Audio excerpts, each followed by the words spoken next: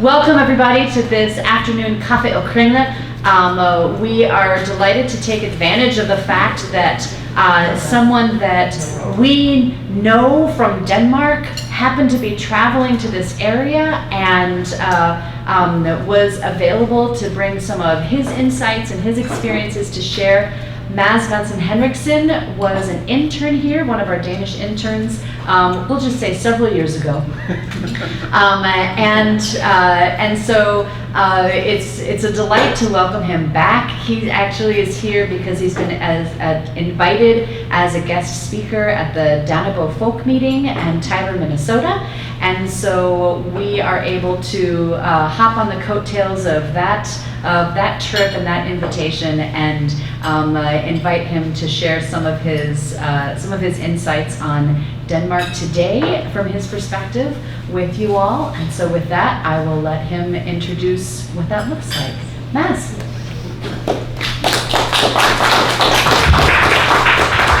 Thank you very much for the introduction. And I will just start by saying I'm so happy to be back in Elkhorn, back in the United States. It's my first time here since my internship 9 years ago these days. And I think John Mark picked me up in the airport. I think one of the first, of course I said, nice to see you, John.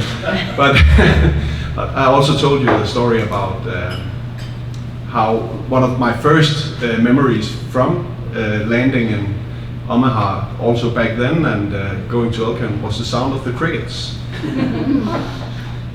And you know, sometimes when you hear something or you smell something or you see something, you just get sent back in time. And the sound of the crickets, we arrived at John's house at around midnight or something like that. And I could hear the crickets. I was just like, now I'm back. And I had this flashback of sitting on the porch up by the church, the old intern house. Just arrived, sitting there enjoying a soda, and it was just, yeah. Suddenly I was 26 again and hungry for life, and yeah. But just thank you so much, and thank you for the opportunity back then to come here and be an intern and experience your community here and the Danish American community and so on. And so, yeah, I'm very thankful for that. So, I will talk about what I've called the Danish exceptionalism. I tried to conquer a term here, and I don't know how loaded it is. It might be loaded, but my presentation will be an argument of Danish politics and Danish society being exceptional in the Western world and in the world as a whole. And I don't know, do you know the thing about the bumblebee? That's a Danish saying. A bumblebee can't fly, but but it does. And that is kind of a picture on the exceptionalism of Denmark, that a lot of theorists and whatnot would say that the Danish society shouldn't work, but it does. Our way of living. So yeah, I will give an introduction to the theme of the presentation, a little bit more about myself. Then I will talk about the Western context, the Danish exceptionalism, political stability, future-proofing society, comparative perspectives, risk of complacency, and is Denmark truly unique, will be the final discussion. So let's see, and please interrupt me if I'm saying something you find completely, because you know, this, yeah, well, I will say a little bit more about myself. I found some pictures that kind of says something about where am I now in my life. A lot of boating, and the woman in the middle is my girlfriend. We do a lot of sailing on the Nordic folk boat. You can see that beautiful boat down there. It's an old design, over 80 years old. Actually, a composition of several Nordic boat designers' ideas collected by a Swede, and he won the competition, and so we get this design. So it's a real nice boat, and we just went up the coast of Sweden and we sailed around Denmark. And by January I'm becoming a father, so that's why these pictures are very important. Okay, I live in Copenhagen. I don't know, a lot of you have been there before, right? Yeah. I live just on a side street to Istergade, and maybe if some of you went to Copenhagen in the 80s and 70s, 90s, Istergade was someplace. But you know, gentrification has come, and now it's you know, middle class academics all over. I live just above the Chinese restaurant. Oh. Yeah, the Guangzhou cuisine. But it's a very nice place.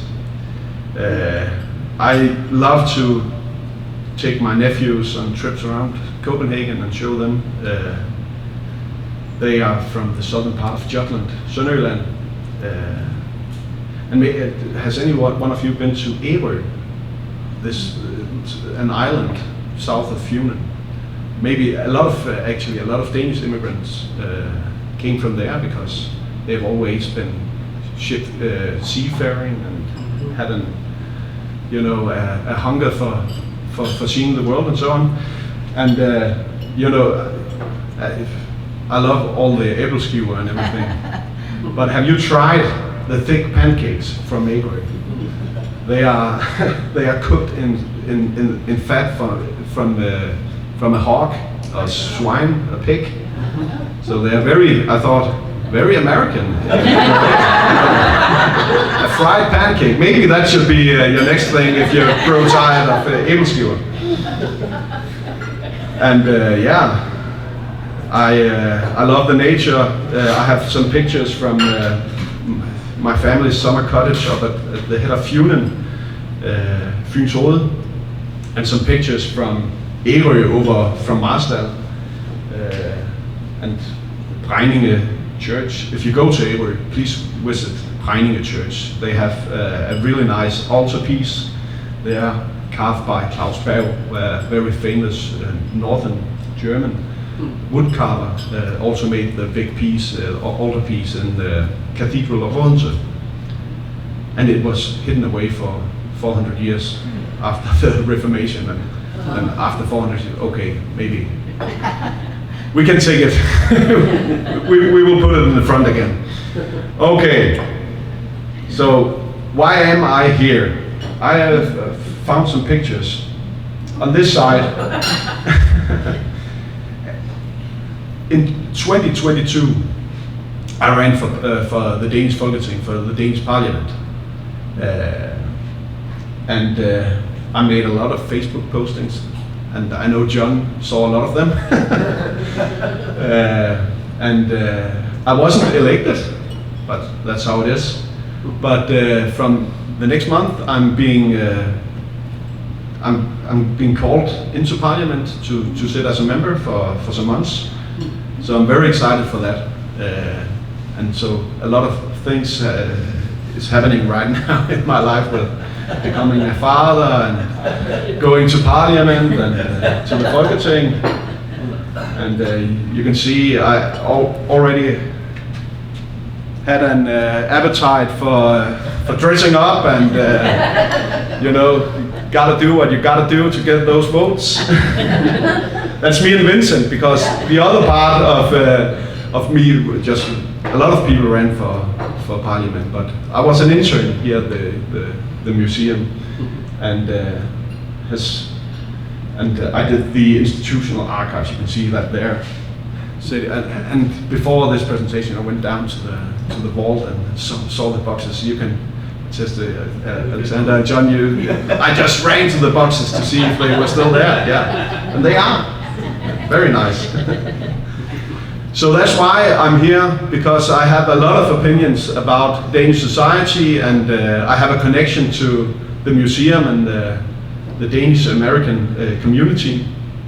So I think that's why John wrote me and asked me if I wanted to come to a Danishly folk meeting and give some perspectives on being young. Well, I'm 35, but somewhat young. And I ran for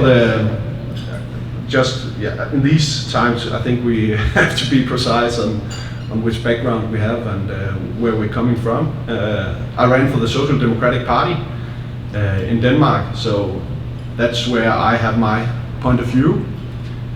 So when you join me in this presentation, that will be my viewpoint of the world. And I don't know, and that's what maybe I think, just let me know if this is if I'm talking like you understand everything Danish. I hope I have planned this presentation to be on a bit more like an overview, so we won't go down into all the details, but I will present you some ideas I hope you can relate to, at the least. Yeah. But please let me know if it's completely off track. Okay, so I just wanted to say a few words about what is exceptionalism from my point of view. Well, I believe that a country is something special. I guess every country has that belief.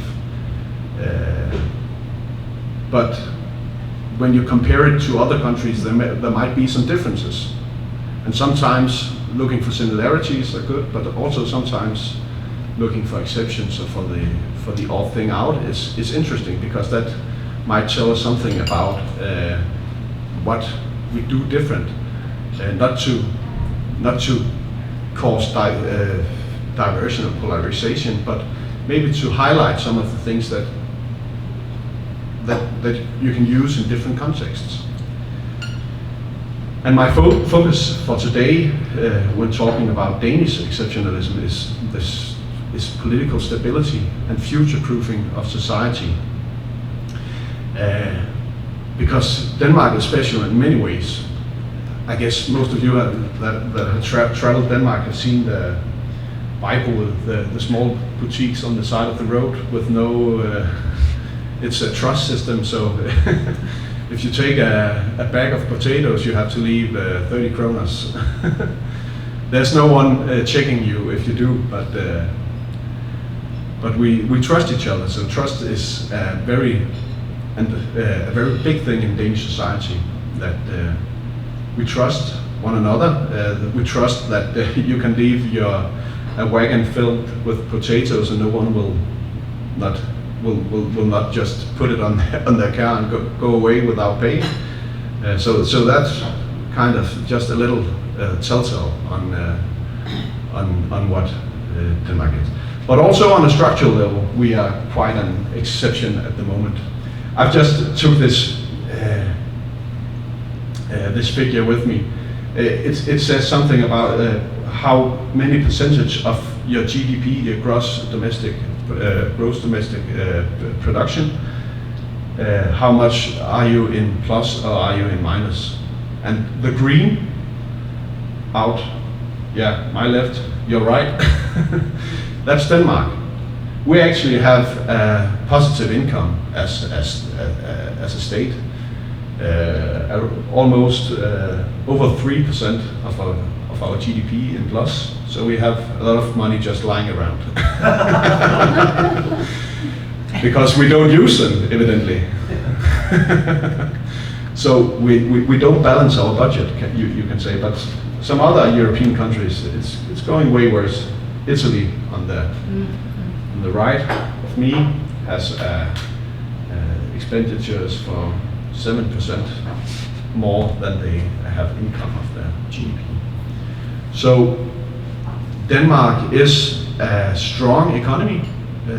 There's many reasons for that. I will also come into that through my presentations. But just to say, well, I think there is something special about Denmark and Danish society. I also wanted to just say a few words about American exceptionalism. So just so you understand what I say when I took the term exceptionalism. I believe that the United States is inherently different from other nations based on the ideas of liberty, democracy, and individualism. The city upon a hill, I think you all know that one, influences foreign policy and national identity, the term that you are something special. And I actually believe that you are something special in the States, and being special, it can be good, it can be bad. It's just how it is. So, and I think, I took a picture of the Statue of Liberty, sorry. Because that's something, that's the United States for me, the promise for a lot of immigrants, that the Statue of Liberty kind of represents a very strong image in my belief. Okay, so now all the happy talk is over. Now I'm a holy Dane, you can say. Okay, what is the Western context we are looking at right now? Where are we as Western democracies and so on?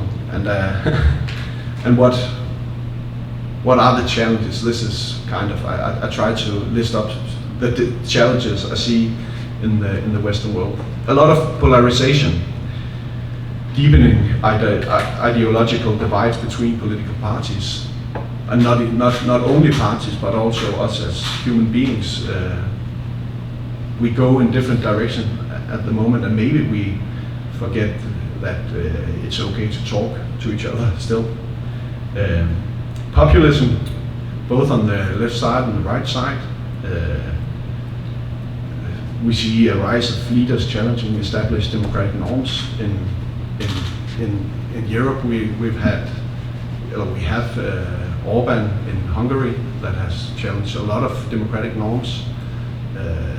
We had Poland also as a case where the judicial system was becoming more and more biased, but now it's another leader pulling in another direction. There's been an erosion of trust, and I think that's a key thing to think about when we talk about democracy. There's a declining confidence in parliaments, in governments, and in media, but also to each other. Actually, this summer we've seen some stories about people going to these Vejboder roadside boutiques and not paying for their potatoes. Not good. Can it be a sign for something? I hope not. Now people are using CCTV, and they won't get their money back, but they will put up a picture of you lady in the red car. I know who you are. You have 1 month to come back with my money. No, but they are still there, and that's a nice thing. We see, especially in Europe, frequent government changes. Short-lived coalitions and snap elections are being held all the time. Just some examples. In Belgium, they actually they have the record for the longest time without a government, over a year. They had because I shouldn't give a presentation on on the politics of Belgium, but they have some issues with French speaking and Dutch speaking or Flanders speaking and some German speaking, and just to find a government there is and then nothing happens. It's business as usual, but you cannot. They don't have new legislation and so on. We see social unrest around place, protests, strikes, and increasing political violence. I took some picture from France. You have the yellow vests, social unrest due to taxation on gas.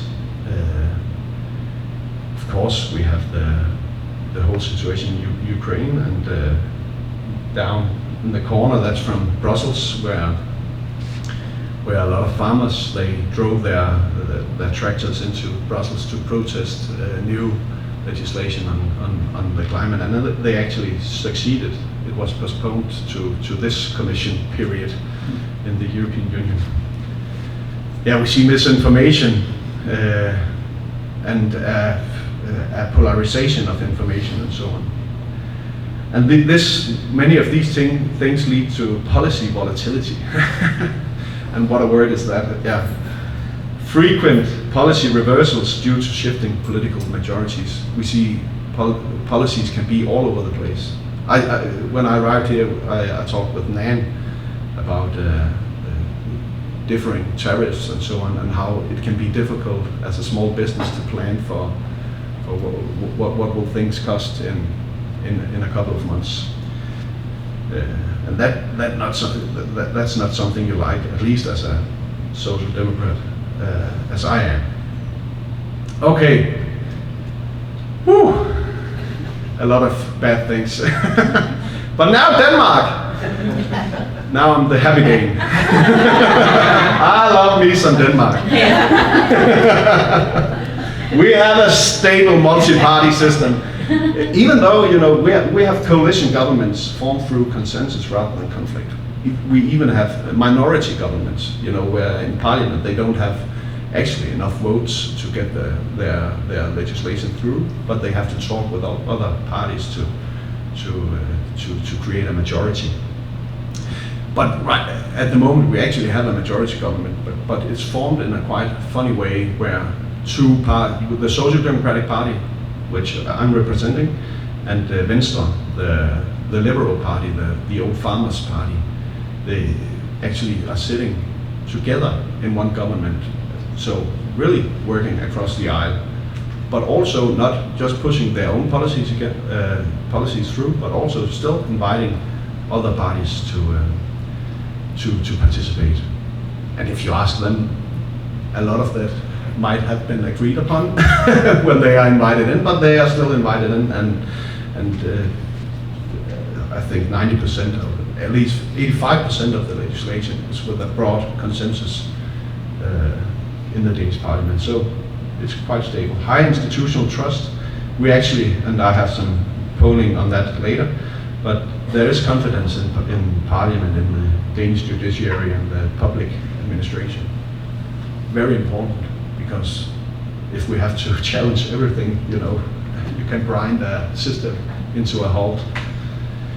So we have a predictable policy environment. Major reforms are planned and implemented over long time frames. You know, we have climate plans going through the next 20 years. We have some targets we are going to reach, so the industry can plan accordingly. Broad agreements on key issues, low social unrest, and effective governance. Now, I don't think I mentioned, but I'm also employed by the Danish state, so so please bear that in mind. But I think we do a good job. Okay, some interesting things. I took these pictures with me in the presentation because they symbolizes what we call three parts agreements, and the different parts are the government, the labor unions, and the business organizations. They sit together around a table and have negotiations where we get all the perspectives on different reforms, and they actually also are part of often implementing those reforms. We also have it on other issues down in the right corner. That's on nature policies and with the Danmarks Naturfredningsforening, the Conservation Society, I believe it would be called, Nature Conservation Society, are part together with the farmers the agricultural organizations sitting together and agreeing upon what we should do. So that creates a lot of political stability. Okay, now I just wanted to contrast when I say political stability, but because this is the results from the elections in the Danish parliament, in the Folketing. And I represent this party, the big party, the Social Democrats. We got over 27% of the vote. And in a normal context, 27% sounds fairly low. But compared to all the other parties we have in Denmark, you have to get 2 percent points in the election to get represented in the Folketing. So it's a fairly low limit, and this is how the mandates were distributed afterwards. So the Social Democratic Party is quite big in a Danish context. We were bigger for 40 years ago. This result would have been a catastrophe. But now it's really good, also compared to other European countries. In a lot of European countries, the Social Democratic Party has completely collapsed. Some of the reasons of that I will come into later. But it's okay. Over here, I just took, we actually have a majority government now, consisting of 3 parties: the Social Democrats, the moderates, led by a former Danish Prime Minister, Lars Løkke, and Venstre. So, and if you look at Danish politics over the last 35 years, it has either been Social Democrats or Venstre being in the Prime Minister seat. And when you count Lars Løkke from the moderates with, we have, I would argue, a very stable political system, even though all these small parties may suggest otherwise. But I think it's also a picture on the individualization of society. We really strive to find something that fits precisely us and not just what we were told to do. Okay, this is the corruption index from Transparency International from 2024, and Denmark ranks number 1 for not for most corruption, but for least. And we've done that for several years. And some say it's because Danes don't have the brain to do corruption, and that might be true. It could also be that we just fairly distribute our corruption, and I think, there are some stories that if you want to have a new garage built, you go down to the municipality and leave maybe a box of chocolate, a little bag of candy, and that supposedly should get your case moving a bit faster. I think if we are in those terms of corruption, it might. At least Transparency International thinks that's okay. So this is an indicator of what I'm saying is true. Okay, and I've just wanted to, what brings around political stability in Denmark and from the Social Democrats getting these nice results in the elections? It's a fourfold balance that consists of, you have to strengthen the Danish welfare state. There has to be balance there. You cannot weaken it. You have to have climate action and ensure a green transition. But that cannot cost you on the welfare. So there has to be a balance. You have to have a tight and controlled immigration policy. It has to be controlled that you can only take as many as your welfare state can carry. and you have to, since 2022 with Ukraine,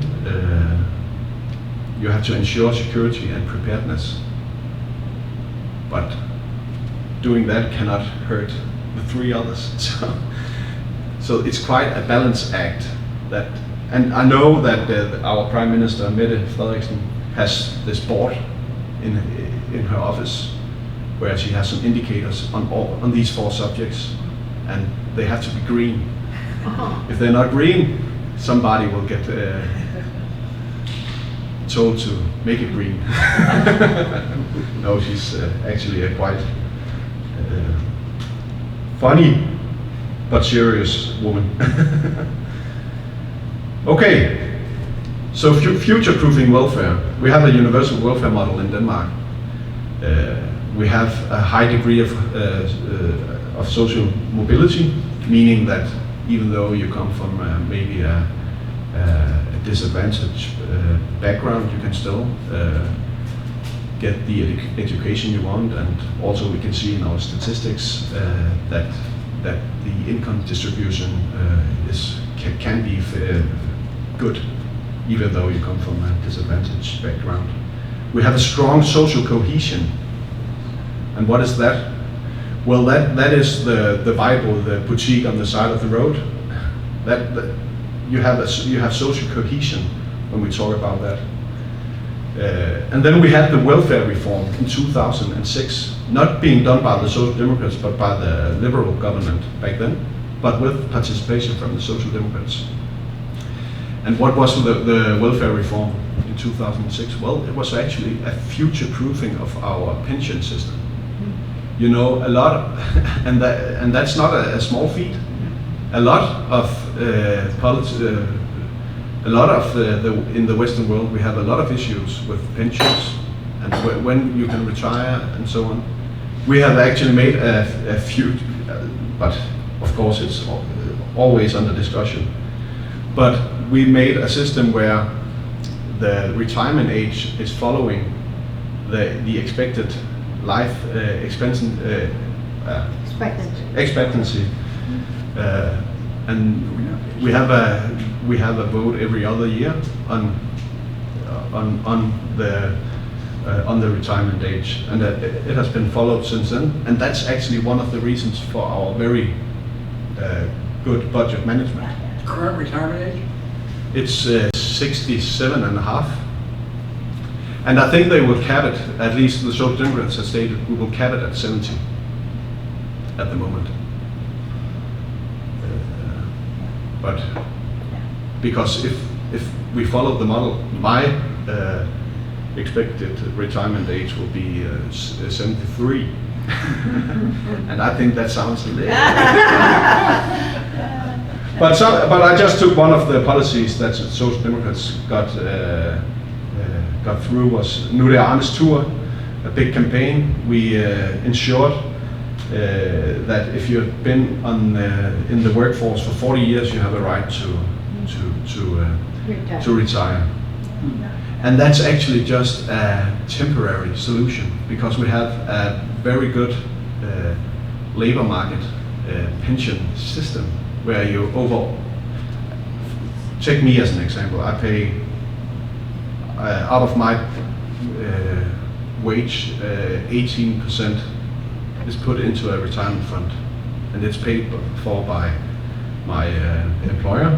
But it's not, because I know you have sort of the same system in the US, but the fund is not managed by my employer. So even though my employer is going bankrupt, I will still have my retirement fund. It's managed by our labor unions, and it's quite an amount of money now. They also use to invest in green solutions, in housing and so on. So you can say your retirement funds are being used to not only ensuring your future, but also future-proofing society.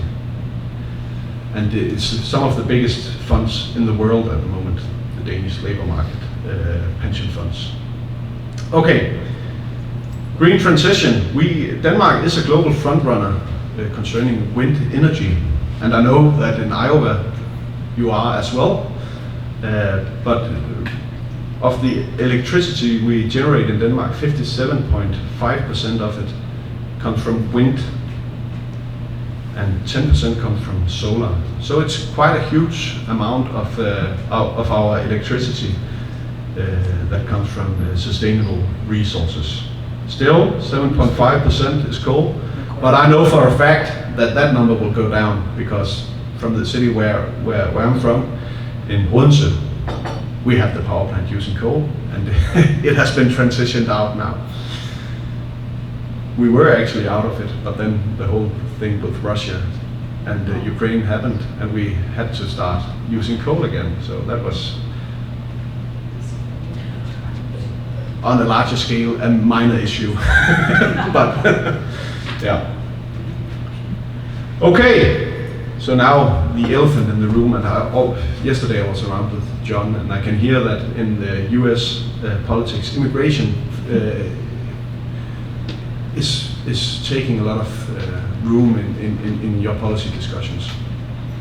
And that is a fundamental acknowledgement we had in the Social Democrat Party for, I think, 20 years ago, that you have to tackle it, and you have to take it serious, the people's fright, because often it is, people have some concerns that you have to understand is legitimate.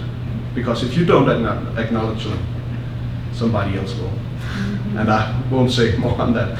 We had, I can just go back here. The Danish People Party was a right-wing populist party. And in the last election, they received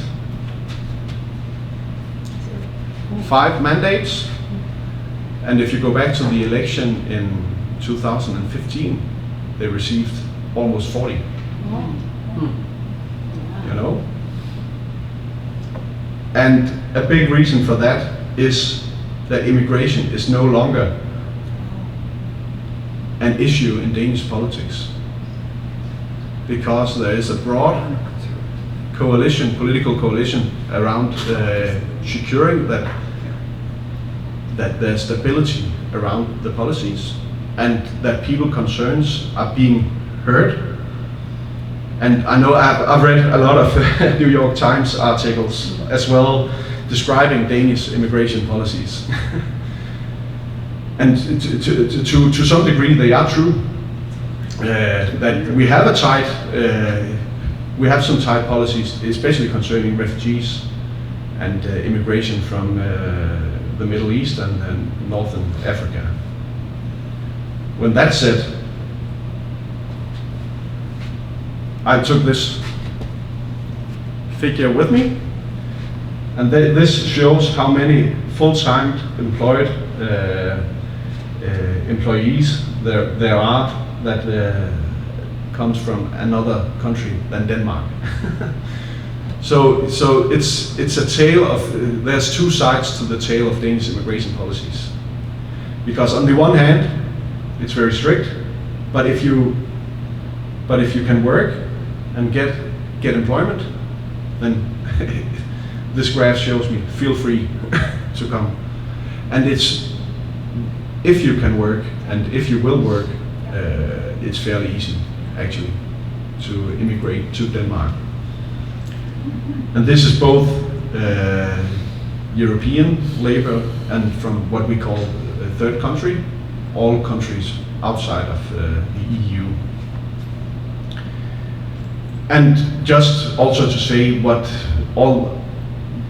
when I say social cohesion and everything, but Denmark is a very homogeneous society.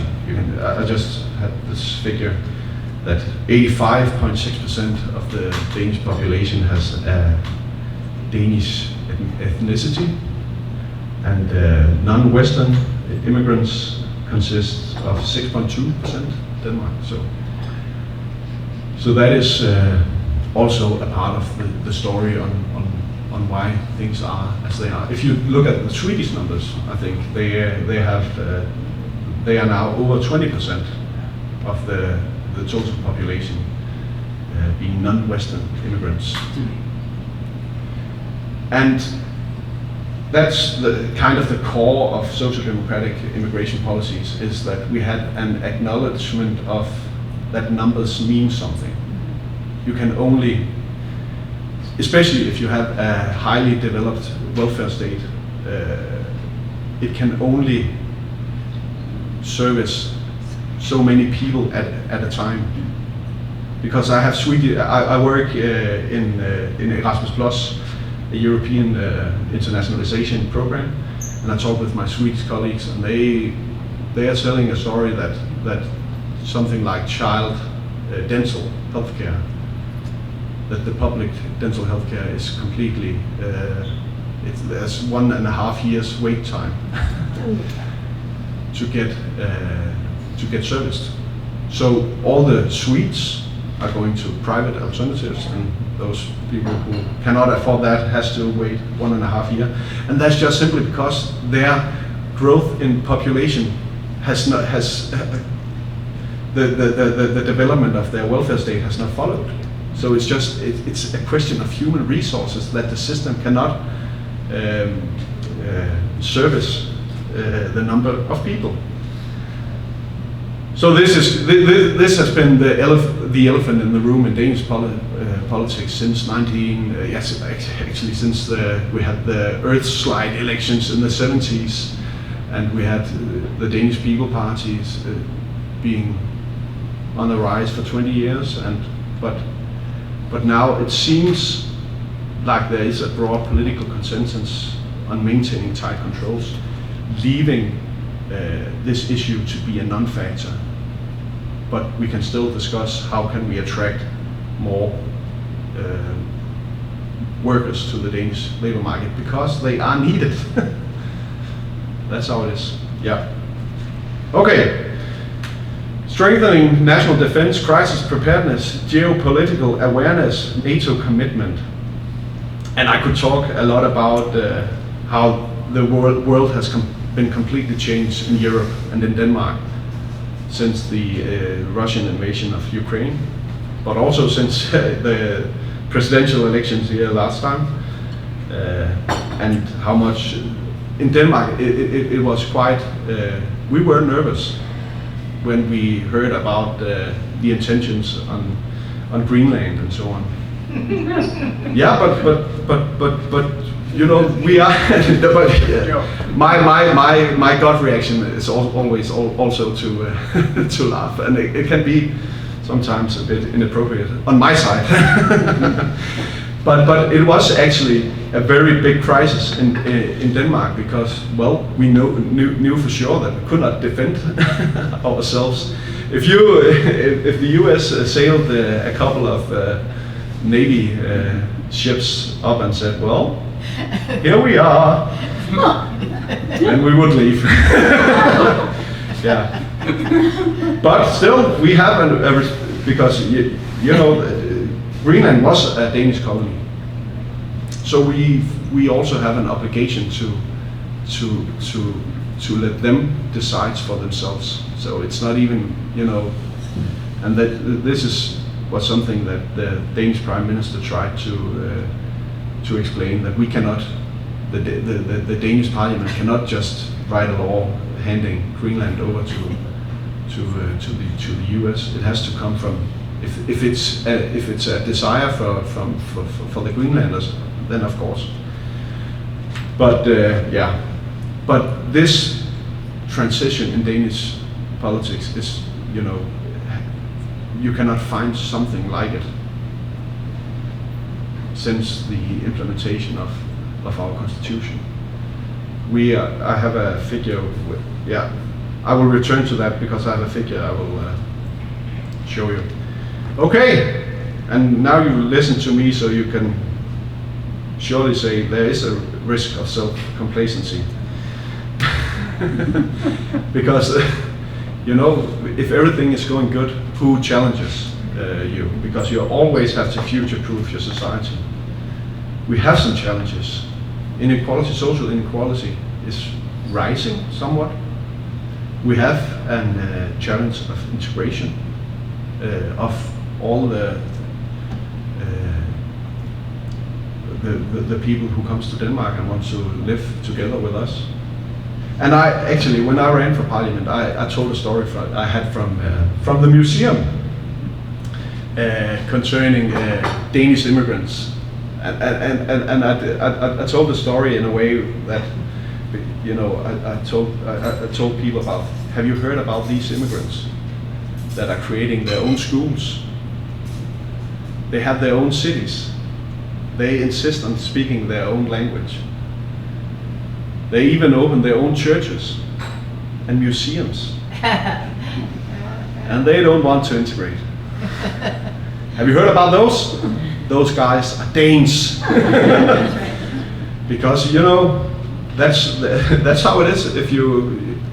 It's a lot of some of the same people coming to a place, of course. You are in a totally new place. You want to find something that is safe, is similar to what you come from. The other side of that coin is the policies targeting Danish immigrants. And John corrected me that it was actually targeting German immigrants in Iowa. But there was the governor of Iowa had this Babel speech in around 1920, where it was outlawed to speak German or Danish or whatever. Right. And what did it take? 10, 15 years? People stopped talking Danish here in Elkhorn, and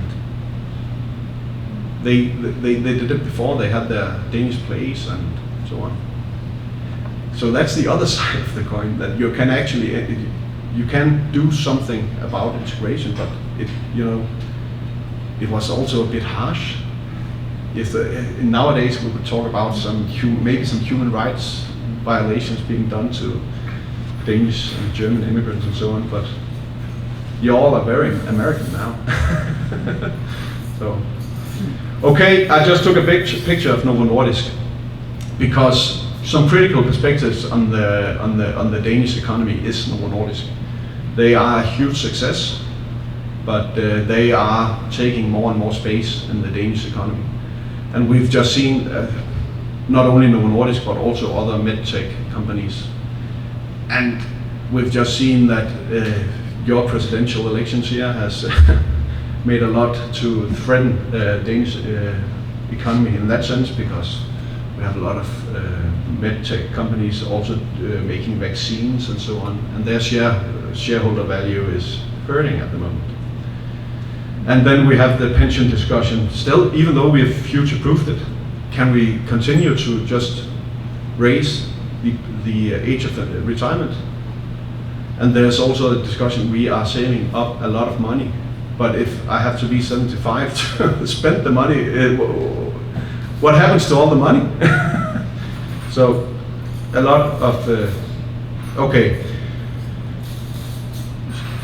This shows it's a global index on social mobility, where Denmark is also #1. So of course it means the thing what your background is, but we can actually make it so that it matters less rather than more. And we do that through free education. We do that through student grants. If you are studying in Denmark, you get in dollars that would be around $950 every month from the government to go study a free education. So, and I think that's something. And then a progressive taxation system that creates social mobility. At least that is what we can see in the Danish case. And then I just took who trusts the government. Switzerland is very trusted. The people in Switzerland trust their government. Denmark is also here rated fairly high.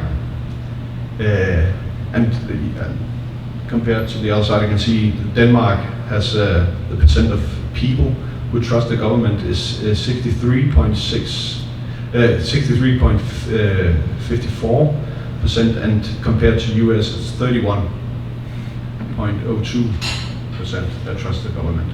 And this is very important if you want to do structural policies. You cannot do that if you don't have trust. Yes, this one I've showed you. Just this is an amazing result compared to other European countries, that we can have such a growing economy in Denmark, and we balance the budget even though we have a highly developed welfare state. Denmark is also in front when we talk about aid to Ukraine. This is percentage of GDP. And this is a way, of course, Germany in numeric, in euros gives more, but this is, we, out of our full production, we give over 3% to Ukraine, because we know that the fight in Ukraine is also a matter of our security. And I just took this because I also have to give the states that they were right. Europe spent it didn't spend enough, but now this was also just to show a big change in Danish politics. Denmark is here. We spent it 1.15% of our GDP on defense in 2014, and in 2024 we spent here 2.37% of our GDP, and that number will rise to a place between 4 and 5% of our GDP when we get to 2030. And this is a lot of money that are being shifted around without any social unrest, without any instability in the system. There's just a total agreement that, of course, we have to provide for our own security. Okay, maybe I've I've reached an hour now, so I have some questions for discussion if you wanted to contribute. So, or you can also, if you don't want to join the discussion here, but take these questions home with you. Is stability a strength, a blind spot? Can some instability also be a driver for development? Can exceptionalism be both a resource and a risk? I think I've, through this presentation, also shown that exceptionalism can be both good and bad, depending on what you're, it's more like a method to find out what policy differences are there and why do some countries succeed where others fail. Is the Danish economy at risk? I've shown you some example where it's going really good, but also there are some risks involved. And how about the relationship to America? Because we, and I'm just returning to Greenland because we don't. it's difficult to find out which foot you have to stand on here, because if the US wanted more bases, military bases in Greenland, they had, I think, at some point at least 4 bases. Now they have 1, and it's not a question of we won't allow US to build more bases. It has not been a need. So, but it is also the whole NATO thing, and yeah, there's a lot of issues. And what about our Vejboder? What about our roadside shops? Will people still will they start stealing? And to that I would say stop the steal. And on that, thank you so much for letting me talk on you for an hour. I appreciate it very much. Thank you.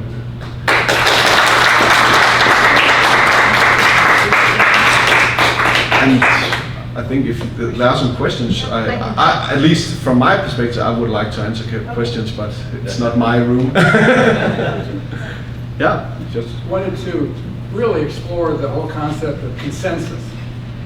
you seem to suggest, and you do seem to be speaking as a figure of the Danish political establishment. I thought it was a wonderful presentation, by the way, very interesting. It was great. It was great. You are totally unlike an American politician. We have not been moving towards consensus, we've been moving away for a number of reasons. I was curious about all your minor parties. What we've done in this country, the two parties have agreed basically to gerrymander districts. Yes. So they become more and more safe districts for each party, and they create more extremism in both parties. Yes. You've avoided that in Denmark. Yeah, because we have a completely different system. And I would, in this case, suggest use the Danish system.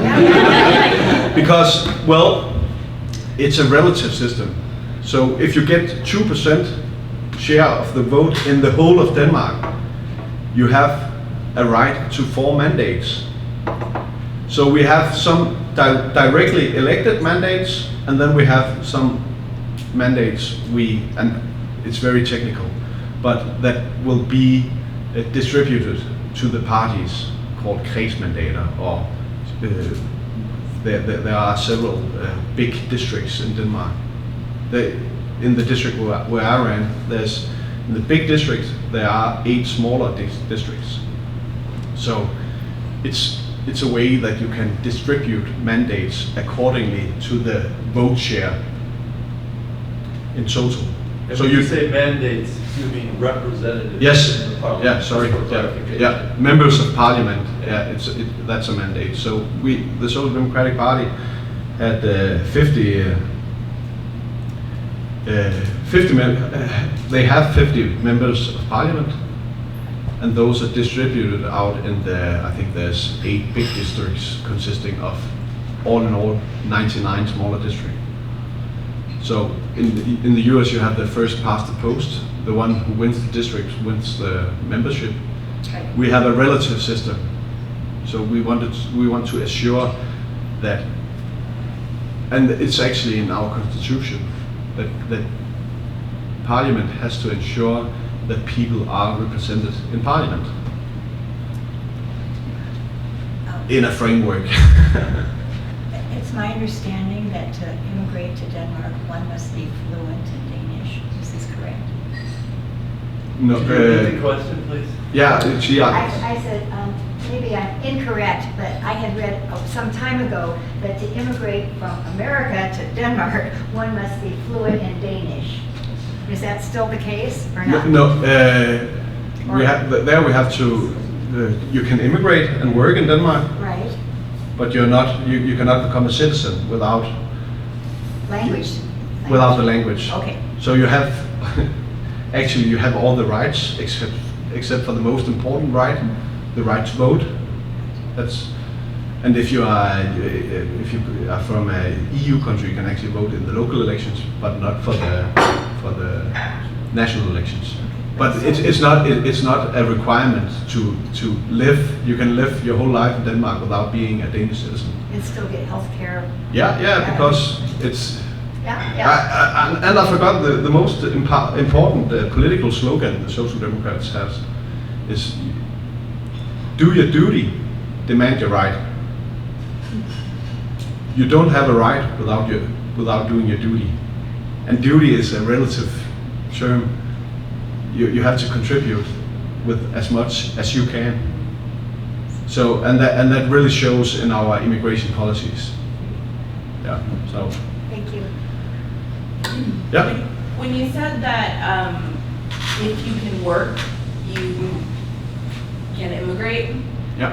can you expand on that a little bit? Is that like a trade position or any job? Because that has not been my experience in Denmark, so. No. Well, it's dependent on how much you earn. You have to earn, and this is in Danish terms a fairly normal wage of 400,000 kroners, 430,000 kroners. That's something like $60,000, I believe, Per year. per year. But that includes as I said, depending on which sector you're employed in, your pensions and we have a term called vacation money that is 12.5%. of our wage, and all between 5% and 20% in pensions. So it's actually what we call a collective bargaining wage. If you work, and most of the Danish labor market is regulated by collective bargaining agreements, agreements between trade unions and the business organizations, then you can actually come and work. There are some limitations on which, now we're getting a bit detailed, but to which countries you come from. But they've just been made a new agreement where they've expanded the list of 30, 40, US included, countries that they have a fast track if they have a position ensuring the wage, they have the opportunity to come and live and work. Yeah. Do they still, I know it used to be, maybe 15, 20 years ago, a sponsor, and you had to show you had so much money that sponsored it for the immigrant, the person coming in to take care of them, or is that still in place in Denmark? Yeah, if you have to, if you come as a partner or as without a job, you have to fulfill that. Okay. Not if you're a refugee, of course. Then we have the conventions. But as an immigrant, and there's this distinction between being a refugee and being an immigrant. But if you have a job position, a contract with an employer, you can come. You don't need a sponsor then? You don't need a sponsor then, because you have a job contract. And the issue here is maybe that it can take half a year to get your case processed. But as I had this slide with me concerning how many is full-time employed in Denmark coming from another country, it has never been higher, and it's actually the reason that on the full Danish labor market there's now over 3 million workers working, and that we are now over 6 million people in Denmark. This is due to international recruitment to the Danish labor market. Yeah. Going back to your first picture there of the roadside wagons, and you said it's pretty normal to be trusting Denmark. You leave your cars unlocked and that kind of thing? Depending on where you live, yeah. Not on Vesterborg. Well, I was thinking you must start teaching children at a very young age about the importance of honesty and we do, yeah. Is that part of your educational system, or is it just religious? I mean, I don't think you're big. We're not that religious. No, that's what I But it's actually a good question, because I don't know, because it's not a subject in school. It's not. I just think that people, it has, and maybe it's because we are such a small place as we are. We are only 6 million people. Everybody knows who you are. Yeah, precisely, and there's some good things to that and some bad things. But I think also we appreciate the fact that you can actually buy your potatoes on the roadside. I was gonna say, it sounds like Iowa. Yeah. Yeah, that might be the case, but population-wise, you're a little bit smaller. I think half the size population-wise than Denmark. So maybe it's a small town thing, small country thing. Yeah. Well, don't forget about the babies you could park them outside the store. Yeah. And some Danes have has come into a pickle. Repeat what was said. Okay.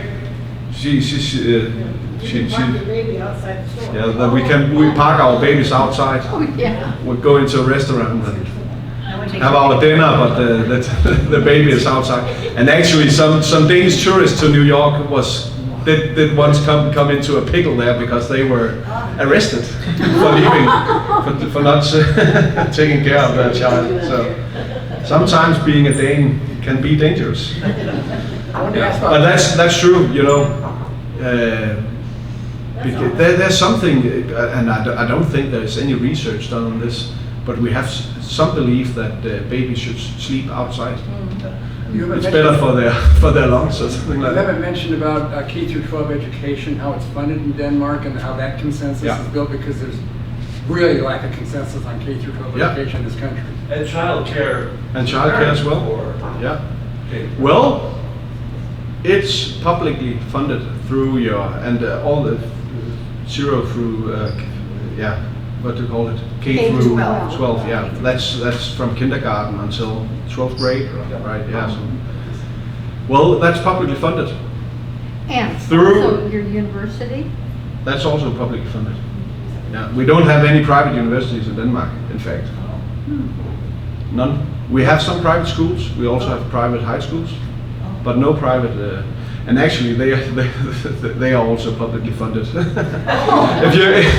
If you go to a private school, I think right now you can get up to 85% of the money the public school would provide. You can get 85% Is of it that easy to amount. qualify, or is it difficult? Sorry? Is it easy for a private school to qualify? Yeah. And it was in fact too easy. We had some issues with, and it was discovered in the last couple of years that our administration, but our tilsyn, what's called, our oversight with the private schools was maybe too lax. We had some issues with religious from K to 9 till 9 after the high school is Do they have quite a curricular freedom now? no, we don't have any centralized curricula in Denmark. So that's Private school could have a fairly unique curriculum. yeah, they could, and they had. And that was the problem. Yeah. Some private schools, yeah, especially religious schools, yeah. They taught something else. And also there was some issues with social control and something like that, yeah. So actually, but they were provided public money until our oversight, yeah. Well, Iowa is doing the same thing, Yeah. public schools. Okay. Private schools, yeah. I mean, But yeah. Could I say, to Nancy's question about teaching children young that trust and honesty, I think it just goes to the entire, what you just talked about. I mean, the way that the government is set up, the way things are there, it just fosters this trust and honesty. There's no like specific point that you learn it, it's just throughout life. I think you're right, and because I thought about this. I told you that I'm becoming a father in January, and I actually don't have any. I don't have any worries, at least concerning all the practicalities, because I will just go to the hospital and everything will. That we have all these scans beforehand, and I haven't showed my. My paycheck yet. So it's really like, because we and I talked with Petra, my girlfriend, about it, and we could just lean back and say, well, we will just take whatever the system offers us, and it's been, up until now it has been very fine. So we don't have any issues, and one of the things I really remember from being an intern here was a conversation I had with Tim Henriksen. You all know Tim, I guess. Yeah, about all the worries he had concerning his children. How will they make it? They had to take care of the long summer vacation. Who could? And you only have 2 or 3 weeks vacation. And he thought about going to a retirement home, only having maybe 2 years on his insurance and so on. And I was just taken aback about all the worries you have over here. And yeah, I think, of course, then you have to take care of your own, and you have to provide for yourself, and that's all good. But sometimes it's also nice just to lean back. Someone will take care of you. Yeah, but that is something that's really wasn't also when I ran for politics. Something that really made an impression on me. Yeah. There used to be a phrase, from cradle to grave. Yeah. Yeah, that was and funny is that was actually from the labor movement in Denmark. We were organizing from cradle to grave. Every part of the workers' life was organized by the labor union. From actually the first kindergartens in Denmark was set up by the labor union.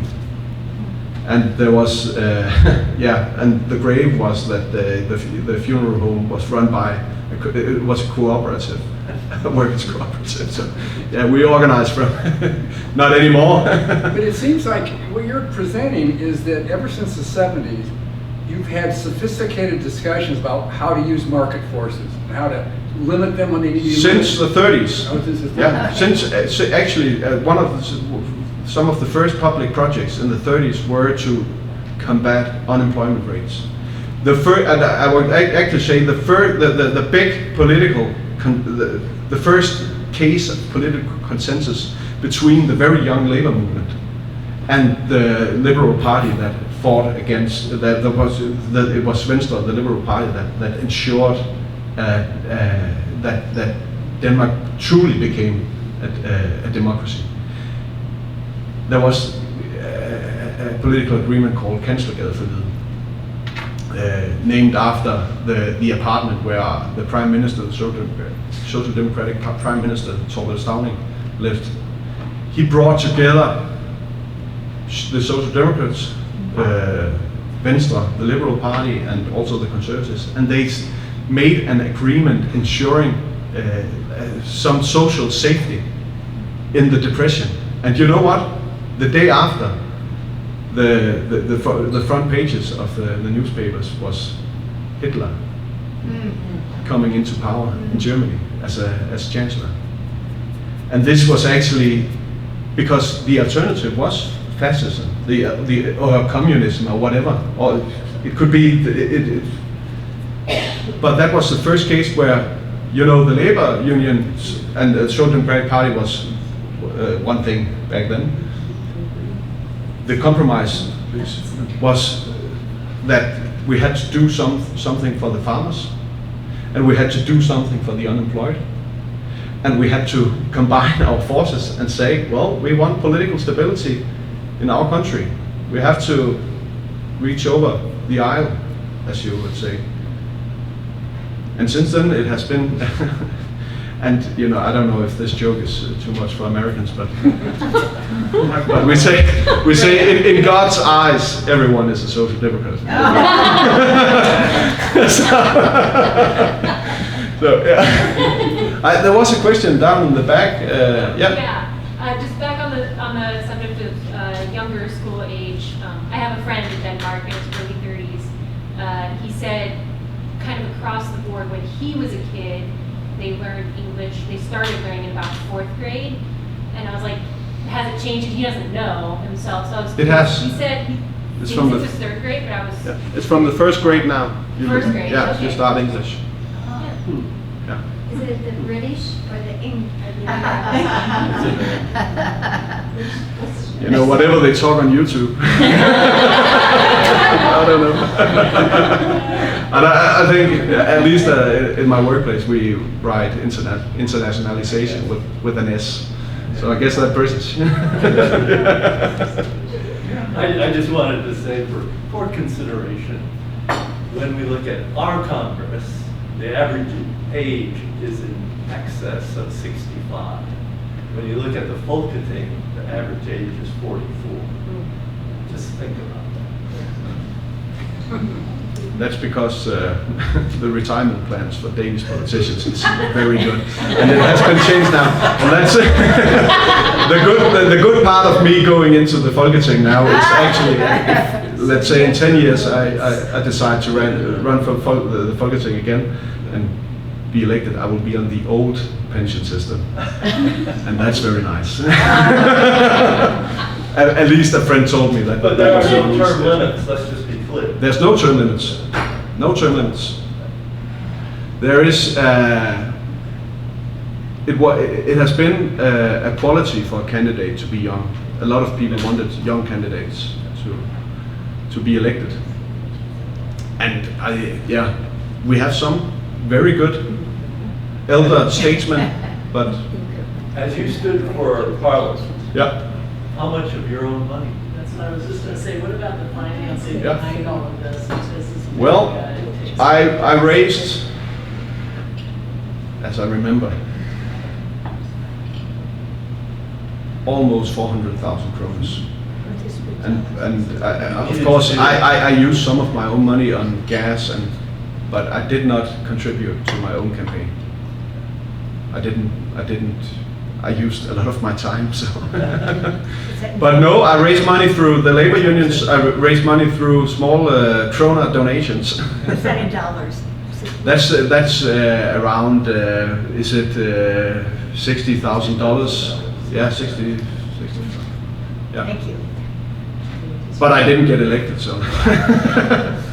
But and those campaigns come in all sizes. Also because it's not first past the post, so you don't have to, you don't have to beat anyone. You just have to ensure that you yourself get enough votes. But because a lot of the candidates doesn't get enough votes to carry their own mandate, because people vote for the party and then those votes will be distributed down. So some candidates get 20,000 votes, and some people get 2,500 votes, but they are just as equal members of parliament. Of course not, but in fact, in the de jure, as you would say, de facto maybe another thing. So from the beginning of, you start your campaign, and now there's the vote, and it's done. What's that length of time? Because here in America, you're up for 2 years maybe, or, Yeah, I started my campaign and I was to be elected on the 7th of March, and then COVID hit. And it was closed down, so I think I got elected as a candidate for parliament in August or something like that, 2020. Yeah.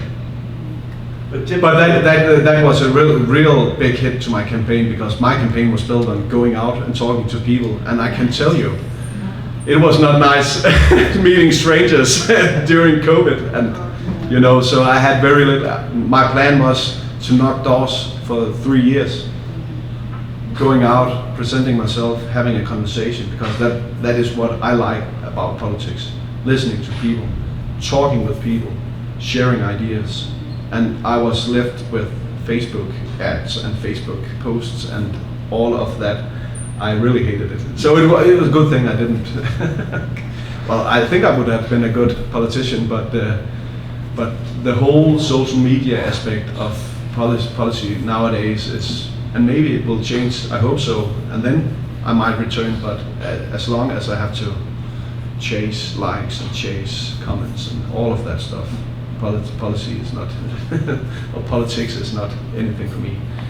I hope you can see in my presentation that I really do love and like debate, discourse, discussion, development, future-proofing of society. Yeah, and now I've been talking for 1.5 hours. So thank you very much. I said we've been talking since Sunday night. Yeah. You and I, John, have been talking since Sunday night. Yeah.